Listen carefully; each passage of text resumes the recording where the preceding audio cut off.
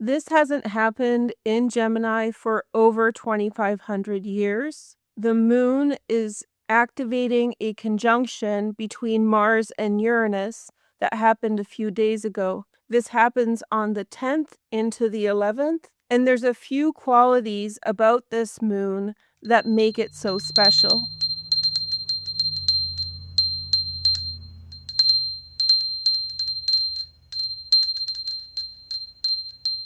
So the reason this is so rare is there are 3 properties that the moon has right now that's causing this rarity and special occasion. It's a supermoon, which means that it's closest to the Earth. This makes the feelings and emotions and mental activity most intense. The moon governs the mind and emotions, so it being so close to us in Gemini right now causes this super intensity of emotions. Out of bounds means that it's beyond where it usually travels in the sky, beyond the path of the sun in the sky. This makes it a wild moon, sort of unhinged, off the beaten track, a little crazy, a little loopy. And then we have bending the nodes. This is a saturation point when the energy shifts from collecting energy to processing and refining it. So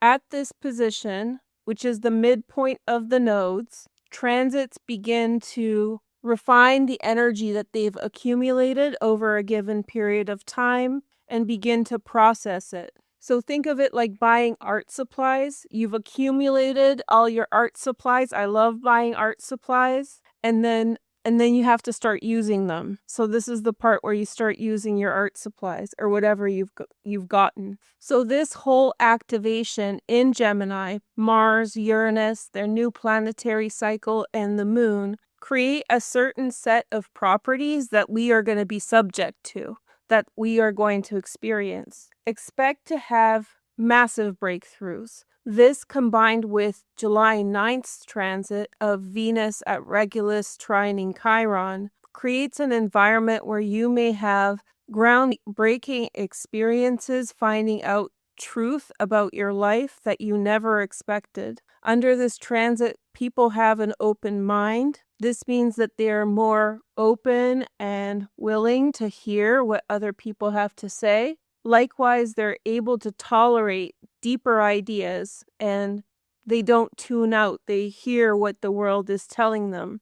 This affects you and people around you, which means people will hear you better, but also you will hear what other people have to say as well. You may experience something new, have a completely groundbreaking experience. This might be actually unexpected. So it might be a shock, something last minute, something like that. Under this transit, we have a natural tendency to prioritize ourselves. This means your mind, your emotions take precedent, and likewise expect other people to be more self-oriented at that time. We have to tap into our mind and tap into our emotions at this time, and we are all going to experience some kind of feelings of being perplexed by the things we are experiencing, the things we are seeing. Very exciting. For many people, this will experience extreme emotional experiences. The combination of the unexpected created by Uranus and the deep emotions created by the moon create a chance of a variety of experiences that no one thought would happen. Also, expect unhinged ideas. You may be sharing unhinged ideas. Other people may be sharing unhinged ideas with you. Expect the unexpected on July 10th through the 11th. So here are some things that may happen over that 24-hour period. A past connection may reach out to you. This is someone who you probably don't expect to hear from. And this could be a strange individual, like a person who you always thought was different than everybody else, not in a bad way. Under a transit like this, you might get offers to travel or to relocate somewhere completely different.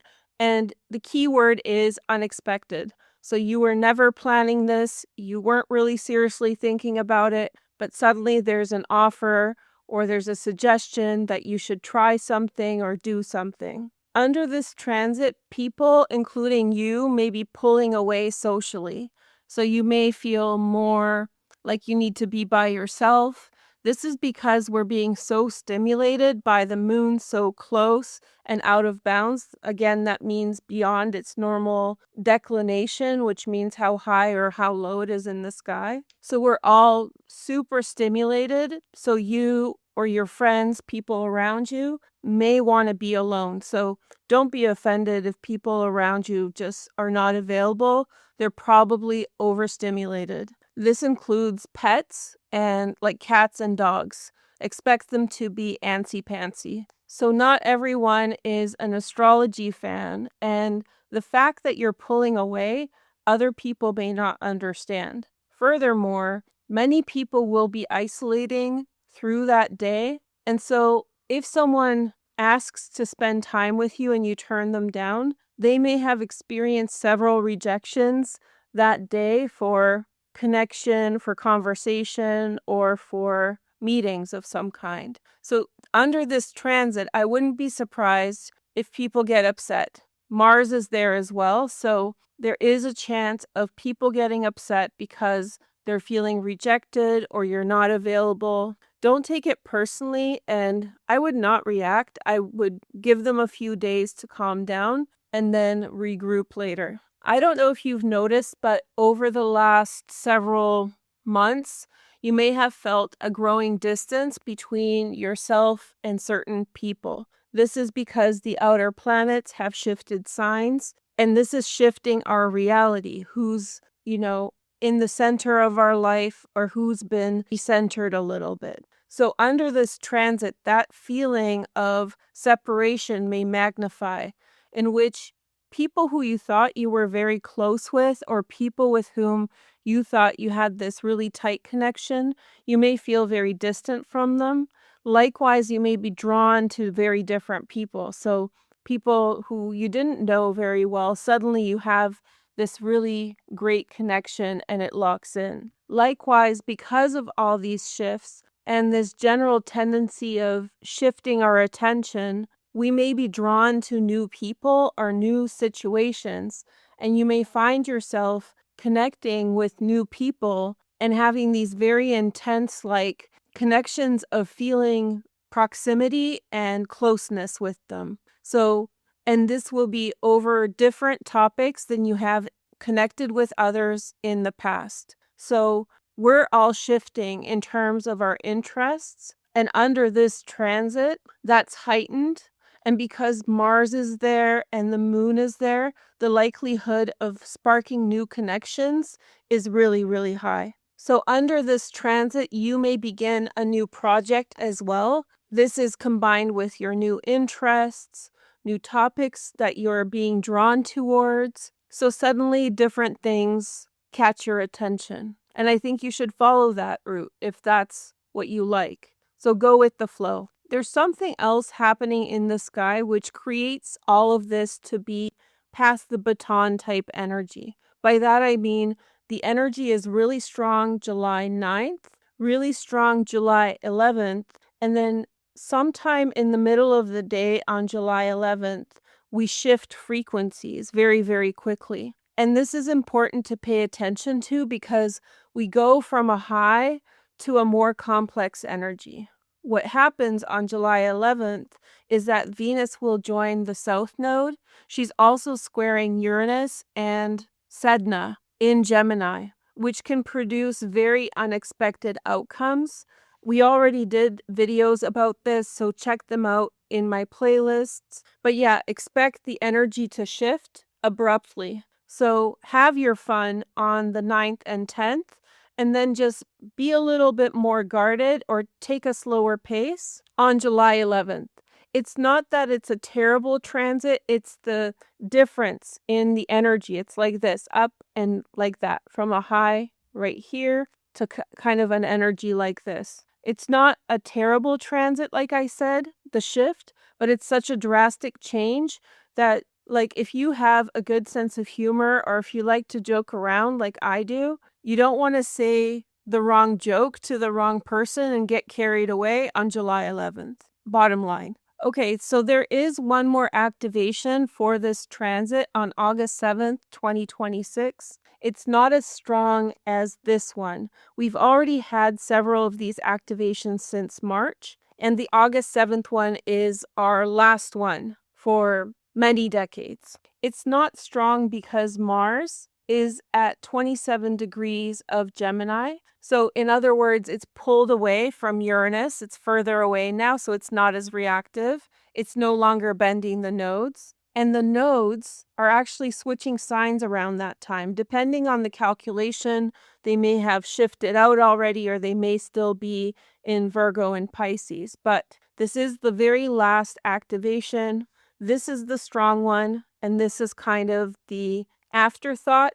You still get to tap into the energy there, but it's going to be much more mellow. Okay, so let's do a little tarot card reading for this transit to see what we get. This is my tarot deck. It's called the Glitch Tarot, and I think it's pretty suitable for this because it's kind of Uranian in my opinion. Let's have a look at the messages. So we have the Sun. So I think this transit is great. I think it's exciting, new, fun, and I think you should approach it in this kind of fun way. This isn't like a transit that's deep, like deep, emotional, cathartic stuff. This is more about like an intensity of emotion, a desire to go in a particular direction, try something new, something that catches your attention, something that you're willing to give a try that you were always putting off, stuff like that. Then we have the Page of Swords, Gemini, Aquarius, or Libra, possibly. Also Earth signs, Virgo, Taurus, Capricorn. This may have been introduced to you, whatever is beginning for you, by someone in the past, or maybe now you're connecting with someone over this interest, so they're sort of bringing that to you. And then we have the Ace of Pentacles, some kind of new beginning, a fresh start, some kind of investment. The Hierophant, which is the sign of Taurus, new beginnings, taking a chance on something. Some of you might be taking a chance on higher education. You could be invited somewhere. You might be invited somewhere by a religious group or invited to someone to their religious observation. Let's see what else. We have the Tower. The Tower's been coming up a lot. There's a lot of changes around that are happening now. And then we have the Nine of Swords. That's Mars in Gemini, so that's what we are experiencing now. There's something unexpected that's coming. We'll take a look at that, at what it means, but this is saying that something unexpected is coming. It's going to be shocking. And then we have the Ace of Wands. So we're experiencing some kind of new beginning, a fresh start. Let's have a look at this because I'm sure you guys are like, Veroosh, what is this? Let's clarify. The Tower and the Nine of Swords. I don't even want to say, but obviously it's a shocking type of experience. And I think it's different for other people. I think maybe having plans to do something and then suddenly those plans go away. This could be due to what we said earlier in the astrology section, that basically, people might withdraw or want to be alone suddenly, especially if you're dealing with like people who are highly sensitive or whatever they have going on. So you may have plans with them and you might be excited about what you're doing and then suddenly it doesn't work out. They're overstimulated, right? We have the Two of Pentacles, we have change, and then we have the Seven of Pentacles, which is Saturn in Taurus. Somebody's worried about money, that's why they might pull away. And then we have the Star. There's a good outcome. I strongly get the message that if someone cancels plans on you at that time, do not get upset. Do not feel like they're doing it against you. It might be like a worry of financial reasons, but there's a good outcome with regard to that. So just leave it alone. Let them recalibrate. Let them figure it out. And then you'll align well again. So we have the Magician, expect the unexpected. What else we got? Tarot, show us. And then we have Three of Pentacles. There's something really ingenious happening for you at work, so follow through with that. This isn't a transit to dwell in emotions. This is about being excited about different things, trying different things, going in different directions. Oh, there may be a delay. So somebody's choices are causing a delay in an exciting project. So someone's choosing to, like, maybe you're working with a coworker and they suddenly pull out of a joint project, which causes a delay, but you were very excited about it, something like that. Or maybe you and your partner are planning a nice date and then suddenly they're like, no, I can't do it. It's financial worry. And you were really excited, but then you have to wait. That's Neptune, by the way. People are going through a lot of things, so it's important to be very patient with how they're reacting. That people are not necessarily at their best right now. We have Jupiter and Leo's coming through. So don't get like, if you would be offended that someone wasn't available or canceled plans, you may be creating a bigger problem by being upset because they're just going through things. People are going through things right now, and there's so many wonderful things for you to focus on that are far better. Let's see what else. We have the Emperor. So things are definitely working out. It's just some kind of a bump in the road. Okay, so I got two cards that sort of pull together, so I'll honor that. We have the 10 of Wands and the 8 of Rods. There's like a big job ahead of someone. They have a lot to do. It's like a heavy burden to carry, a heavy responsibility. Let's pick some psychic tarot cards. We have the 6 of Pentacles, giving and receiving. Yeah, there's a feeling of like reciprocation, like, hey, I've helped you out in the past. Why are you not being more open to this? Then you have the Last Judgment, which is a Pluto card. I thought we saw this, but maybe not. Maybe making big decisions. And then we have the Hanged Man again. So there's delays. And like I said, that resonance of 2028 is coming through really strong. So this is your opportunity to test the water. And then in 2028, once you have more experience, once you know like what this is all about, then you can really dive deep with it. Okay, so let's see what else is going on. We have the World. Yeah, there's opportunity for unexpected opportunity for travel.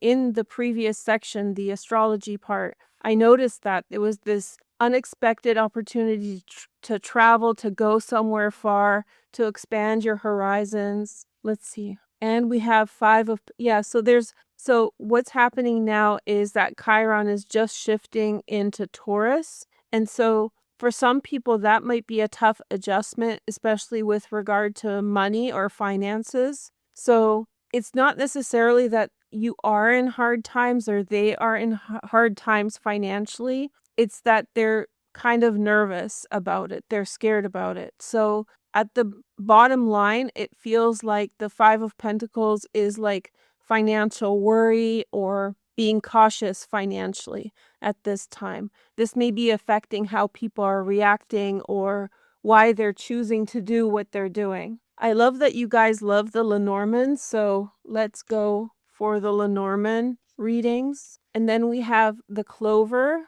Overall, a lucky time. You shouldn't think of this as like a bad time at all or a time when, something's not going to work out or be terrible. You have the Key. So luck is opening up doors for you. When you look back at this time, like I was telling you to look back at those other dates, you will see this as a fundamental shift in your life's direction. Let's see what else we have. And then we have the Ring, some kind of offer. Now, I'll tell you guys straight up, someone could make an offer to you of a personal nature and then back out. It could be like get cold feet or something like that, but it's going to happen very, very quickly. So they'll like offer something and then immediately back out, but it has to do with financial worries or insecurities. Then we have the Path. It does open I feel very good about this offer. I feel very good that it has like a lot of potential. And whether this particular situation works out or something else, there's a path opening up for you and you should be open to it. You don't have to agree to anything yet. And then we have the moon. Yeah, it looks very, very lucky overall.